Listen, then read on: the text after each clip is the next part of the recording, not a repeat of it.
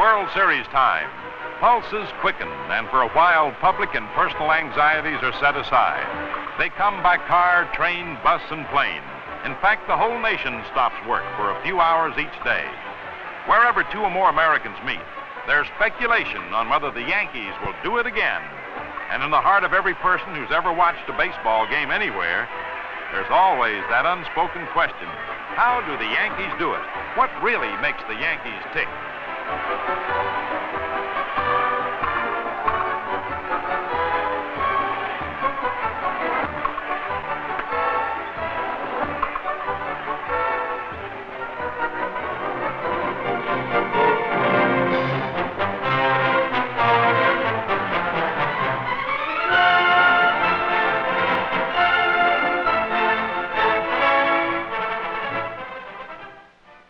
What makes the Yankees tick?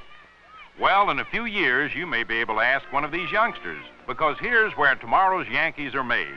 In organizations like the Little League, where kids from 8 to 12 get their first taste of organized baseball, where you might start your climb up the baseball ladder to the New York Yankees and the World Series. At 13, you'd graduate into the Babe Ruth League, a step closer to the big leagues.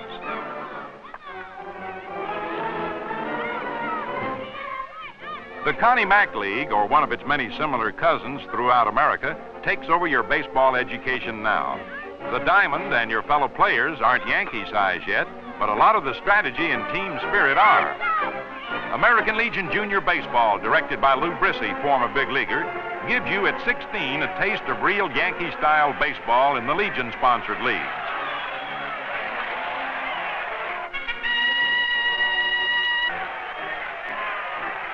About this time, if you've fallen in love with the thrills and excitement of winning baseball, you decide to try out with the famous New York Yankees.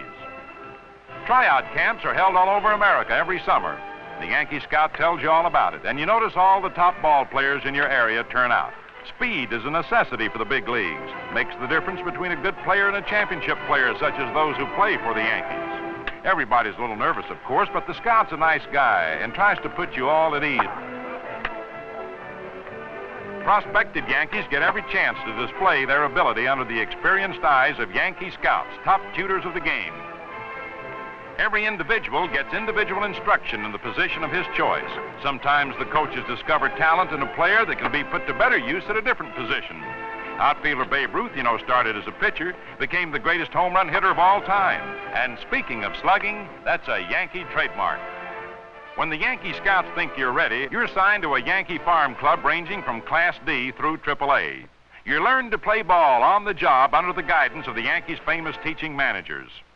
The Yankee Instructional School in St. Petersburg, Florida, is another club innovation designed to hasten the day you reach Yankee Stadium.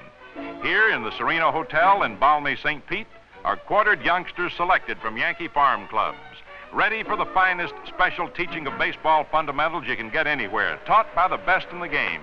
A staff headed by Casey Stengel, boasting among others such greats as Frank Crosetti, Johnny Nune, Jim Turner, Mickey Cochran, and Bill Dickey.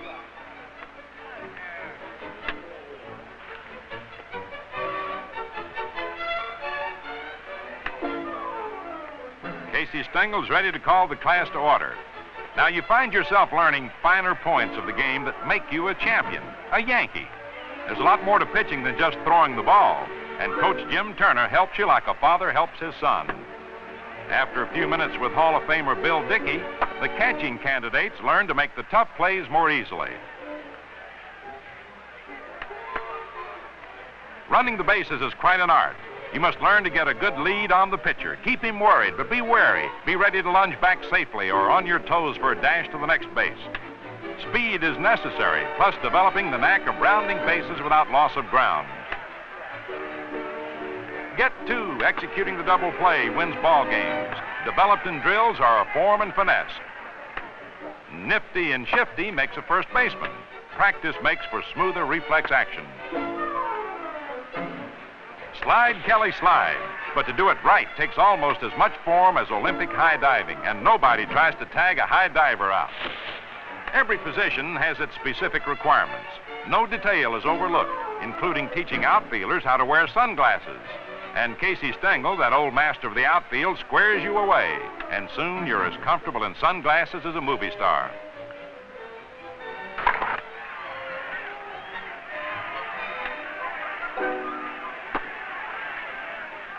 The crowd impresses you at your first intra-squad game.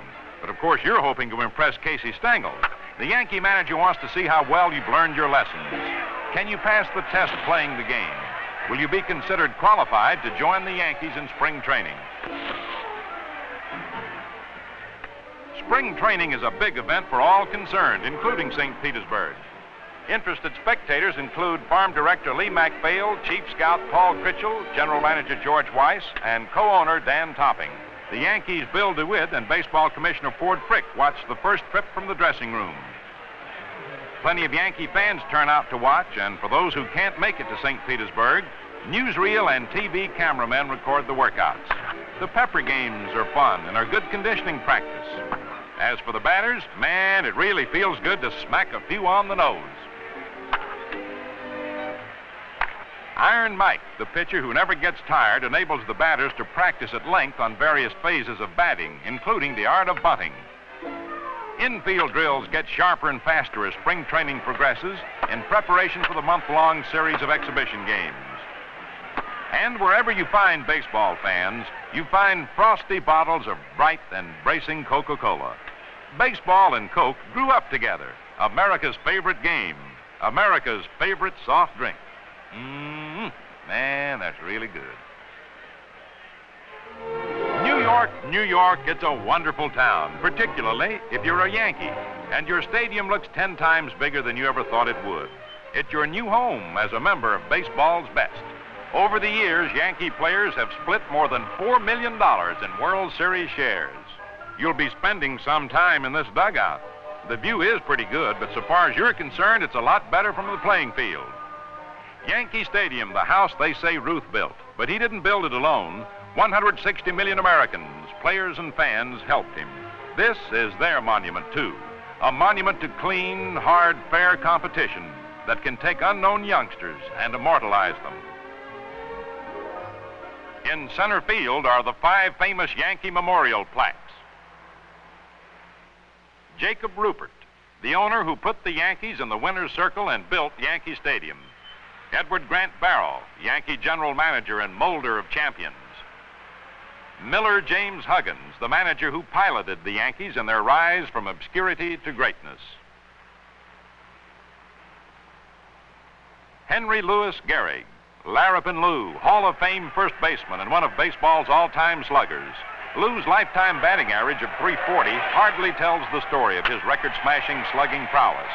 Some lucky fan was all but certain of a baseball souvenir when Lou Gehrig hit one of his lifetime total of 494 home runs. The Iron Horse's incredible consecutive game streak of 2,130 continuous games still stands. The monumental playing record was suddenly ended in 1939 as a result of illness. On July 4th, the baseball world paid tribute to an amazing athlete and an outstanding American. Today, I consider myself the luckiest man on the face of the earth.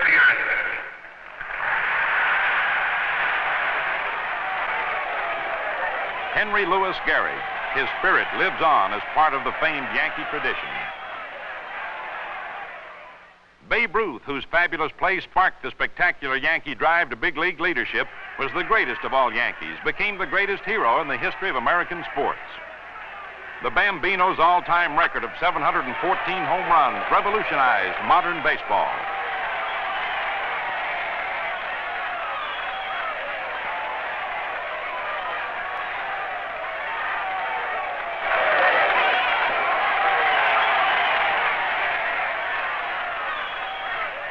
When the Babe passed away, it was a time of nationwide mourning.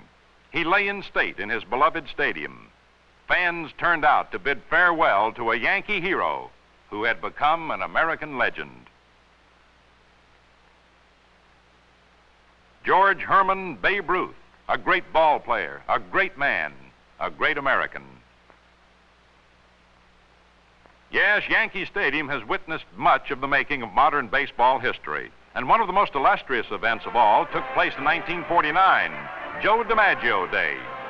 Joe's legion of faithful fans jammed Yankee Stadium 70,000 strong to pay him tribute and to shower him with gifts.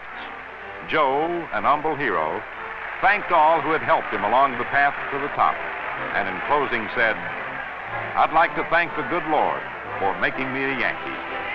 This day certainly proves it's great to be a Yankee."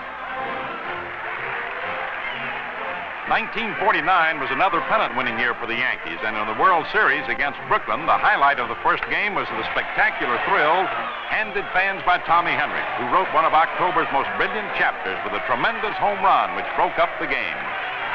Score, Henrik 1, Dodgers nothing. Joe DiMaggio, the Yankee Clipper, whose 1941 record of 56 consecutive hitting games still is unequaled, played his 8th series in 49. A DiMaggio homer clinches another Yankee victory. A heart-stopper in the 1950 series against the Philadelphia Phils was this slashing drive into the stands by Yogi Berra.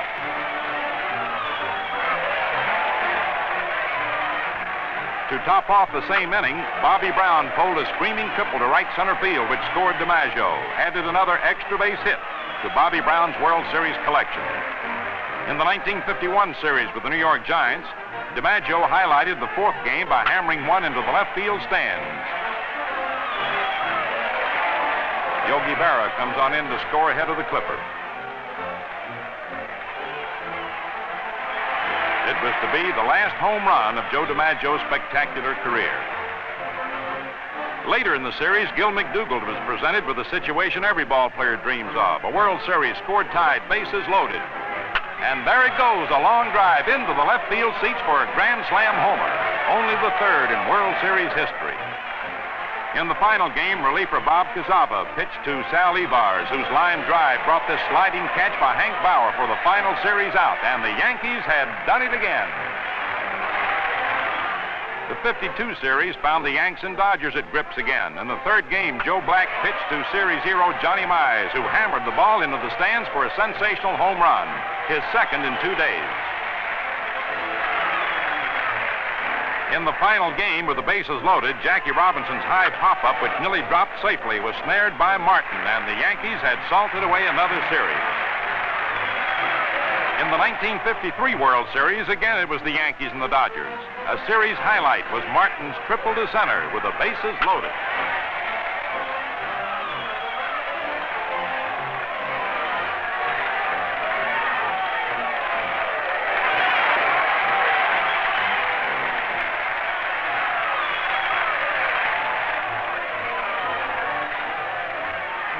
Carl Erskine, Dodger hurler, was the Brooklyn standout, striking out Johnny Mize, the 14th Yankee strikeout victim. It set a new World Series record. Allie Reynolds, the Yankee super chief, poured it on for the Bombers and forced Jackie Robinson to hit into a double play. But this was nothing new for Reynolds, a real Yankee stickout. Billy the Kid Martin faced the Dodgers in the last half of the 9th in the final game, connected for a single to send Hank Bauer racing home with a series-winning run. It was Martin's 12th hit, tying the World Series record. A proud Yankee day. For the first time, a team had hoisted 5 consecutive World Championship flags. And mighty happy were Yankee owners Del Webb and Dan Topping. Yes, memorials to leadership and achievement unapproached in baseball history. Your first stop as a Yankee is the stadium's classy clubhouse, far and away the most spacious and comfortable in the majors. Nothing but the best for the best in the game. Excitingly new to the rookie, excitingly like home to veteran teammates. Living the life of a Yankee in the finest surroundings. Top medical specialists keep the Yankees physically sound.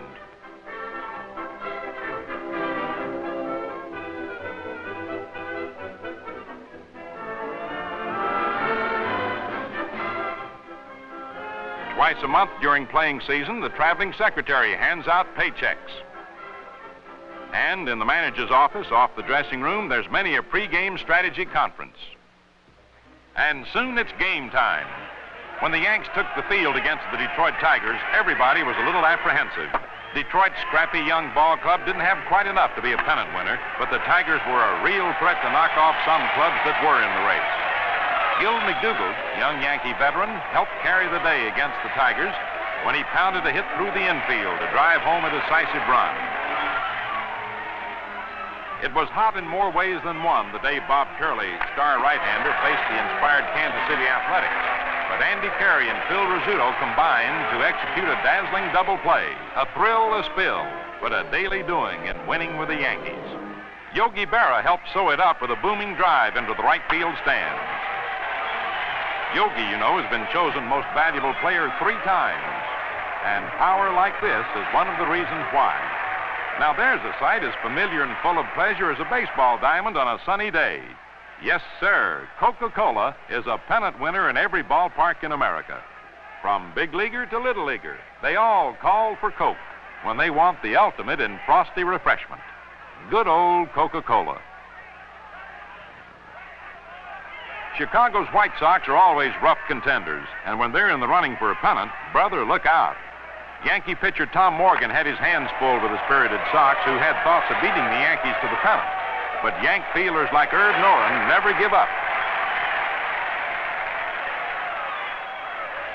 But the harder the Sox bore down, the tougher became the Yankees. Watch this line drive catch. The outlook wasn't too cheerful for the Bronx Bombers, but skill and power finally paid off. Gil McDougald lined a hit over third, and Hank Bauer dashed home, followed by another Yankee runner.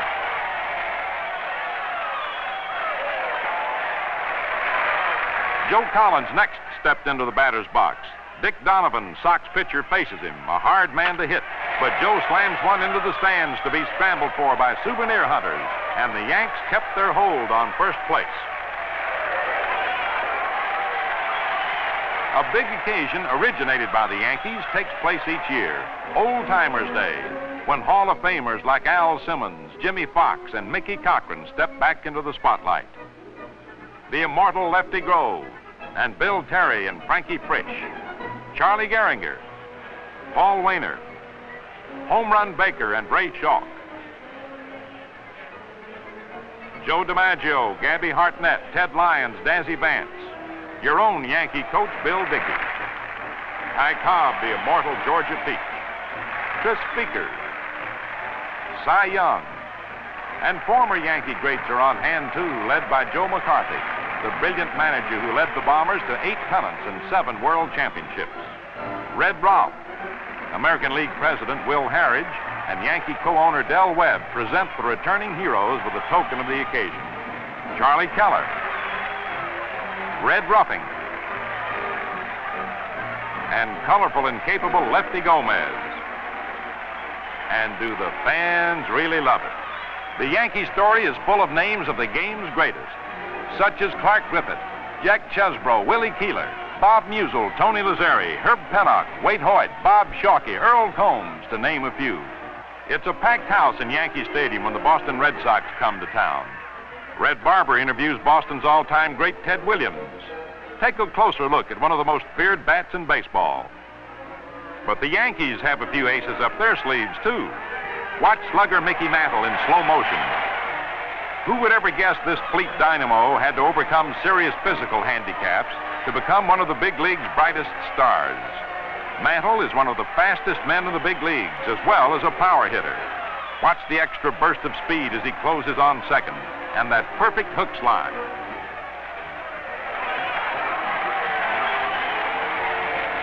How about that?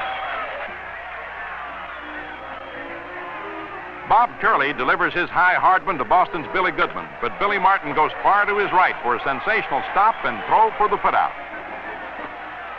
From the jammed press box, another Yankee win is flashed to the world by radio, television, and newspapers. In the press room, your victory is written up in detail by a battery of sports writers. The Yankees are probably covered by more top-notch sports reporters than any other athletic team in the world. Before the papers hit the streets, most of your teammates, like Joe Collins, are home ready to play another game. The pegs aren't as hot as they were earlier in the afternoon, but your teammates take the game just as seriously, although they may make a few more errors. But it's a good way for a Yankee to relax with his family And after all, Little League tryouts will be coming up in a few more years, so there's no time like the present to start breaking in the old glove. These Yankee brain trusters discuss strengthening for the stretch drive. Assistant General Manager Bill DeWitt, Farm Director Lee McPhail, and George Weiss, astute General Manager. And the pulse of the Yankee operation is felt in the ticket office, where tens of thousands of tickets are processed daily. Mail orders flow in from all parts of America, are filled swiftly and efficiently. Keeping baseball fans happy in any league takes plenty of delicious Coca-Cola. So Yankee Stadium storerooms are kept filled to supply the consistently big demand. Yankee fans were always kept on the edges of their seats when the Bombers played their main pennant rival, Cleveland. Yankee pitcher Tommy Byrne faced Indian batter Al Smith, who hit a Texas leaguer into short center field. Mickey Mantle turned on full power, charged in to make the catch and the out. Undaunted, the Indians turned loose their heaviest hitters. Byrne whipped one over, and the hitter grounded into a fast double play.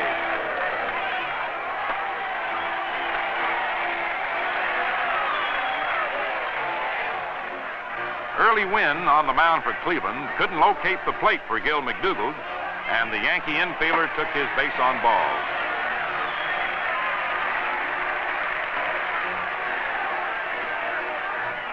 Disgusted but still determined, Early Wynn faced old pro Hank Bauer, whose vicious line drive was good for 2 bases.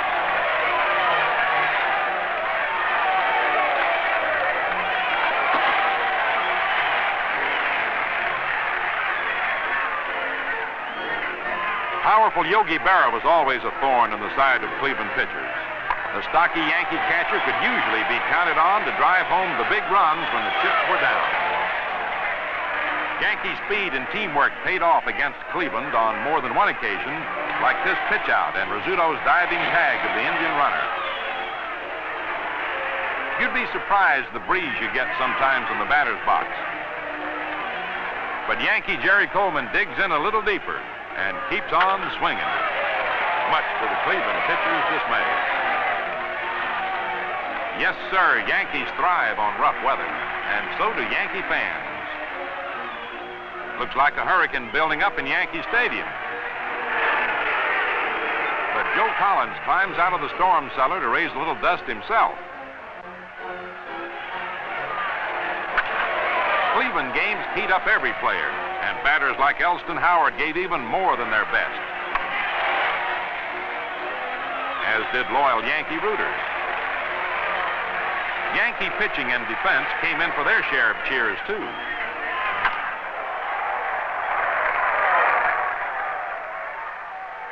And then, almost before you knew it, this was it.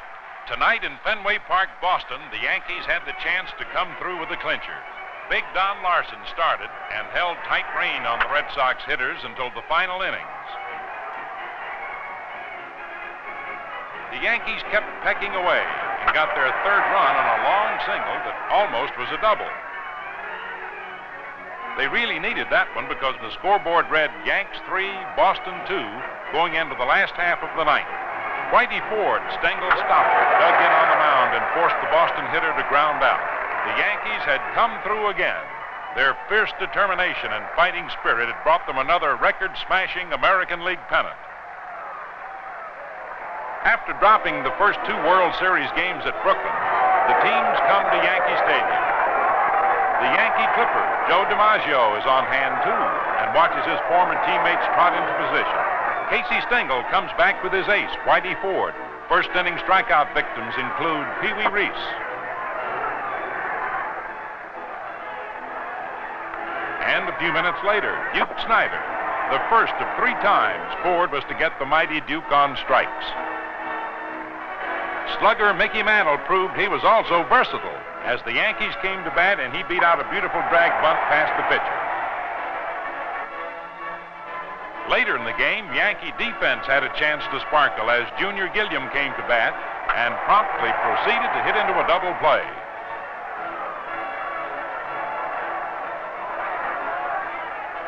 And several innings later, one great catcher threw out another as Yogi Berra got Roy Campanella at second base. Hank Bauer opened a late inning with a single to left. Followed soon after by a rifle shot off the bat of Yogi Berra, with Hank taking third, setting the stage for one of the most dramatic events in recent World Series history, as the old hustler, Enos Slaughter, comes to the plate and proceeds to belt the ball into the right field stands for a home run to give the Yankees a lead they never relinquish.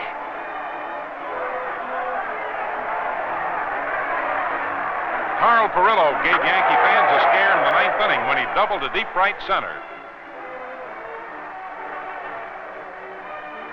But thanks to a tremendous relay from Hank Bauer to Billy Martin to Andy Carey, he was out when he tried to make it to third.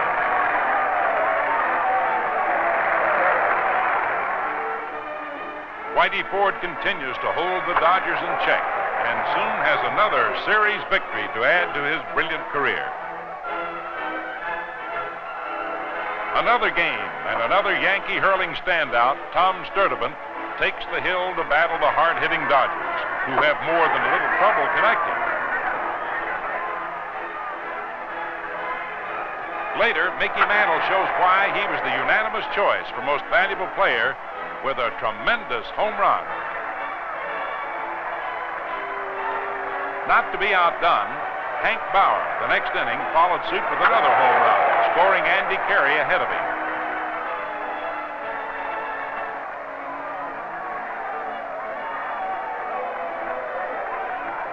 With a commanding lead and a sparkling defense behind him, Tom Sturdivant goes all the way, and in the top of the ninth, forces the last Dodger batter to fly out to Mickey Mantle for the final out and another Yankee victory. Next in line for Yankee mound duties was Don Larson, who made an auspicious start by striking out two of the first three batters to face him.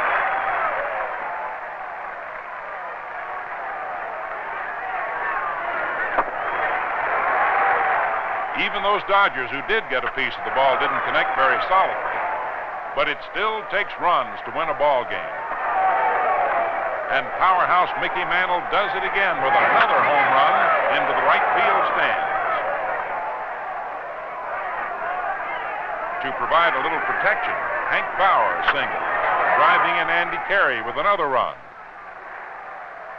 Meanwhile, Don Larson is putting on the pitching performance of the generation. No Dodger has yet reached first base. The crowd wonders, can he do what no one in baseball has ever done?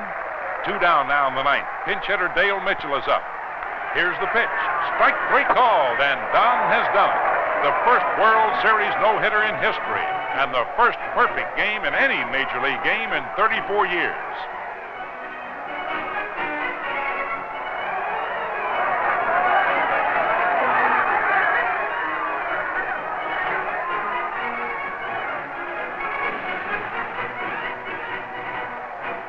And here he is, the pitcher of perhaps the most remarkable game in all of baseball.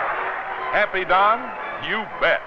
The series moves back to Brooklyn's Ebbets Field, where the Dodgers rely on Clem Levine and the Yankees on hard-throwing Bob Turley, and they're soon engaged in an old-fashioned pitcher's battle.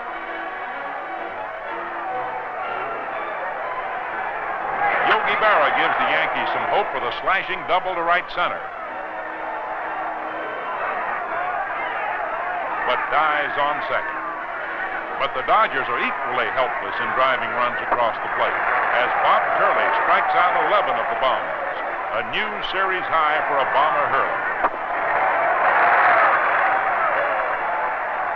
After 9 scoreless and brilliant innings for both sides, the Dodgers, however, squeak out a 1-0 victory in the 10th.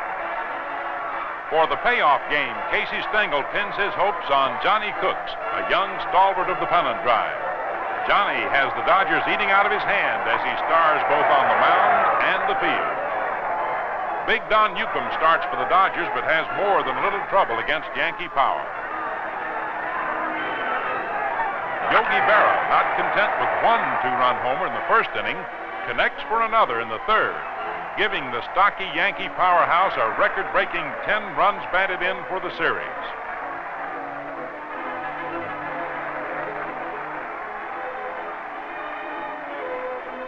The Yankee power parade continues as Elston Howard also hits for the distance.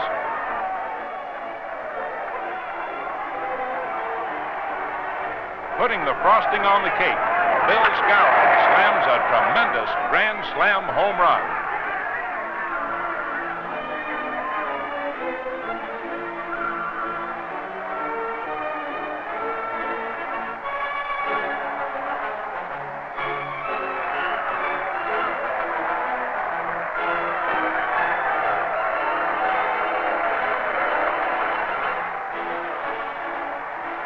Behind a comfortable 9-0 lead, Johnny Cooks breezes smoothly along, allowing the mighty Dodgers a measly 3 hits to assure the Yankees of still another World Championship.